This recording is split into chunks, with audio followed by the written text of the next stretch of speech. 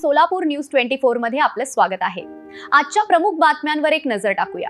मंगळवेढा तालुक्यातील खडकी गावातून एक अत्यंत हृदयद्रावक घटना समोर आली आहे, ज्याने संपूर्ण परिसर सुन्न झाला आहे।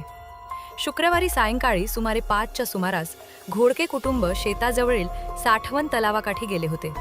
यावेळी 10 वर्षांचा सोहम मासे पकडण्यासाठी पाण्यात उतरला, मात्र अचानक त्याचा तोल गेला आणि तो बुडू लागला। आपल्या लहान भावाला वाचवण्यासाठी 12 वर्षांची श्रेया क्षणाचाही विलंब न लावता पाण्यात उडी घेतली, पण पाण्याचा खोलीचा अंदाज न आल्याने तीही अडकली आणि दोघेही जीव वाचवण्यासाठी झगडू लागले।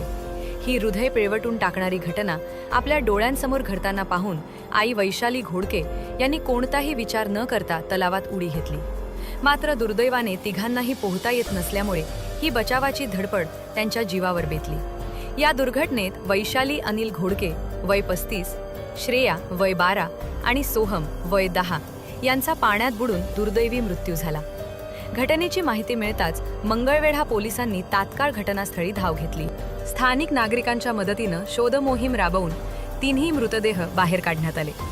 एकाच कुटुंबातील तिघांचा असा अंत झाल्याने खडकी गावावर शोककळा पसरली असून संपूर्ण सोलापूर जिल्ह्यात हळहळ व्यक्त केली जात आहे। ही घटना प्रत्येकासाठी धडा ठरणारी असून पाण्याजवळ जाताना आवश्यक ती काळजी घेणे किती गरजेचे आहे याची जाणीव पुन्हा एकदा करून देणारी आहे।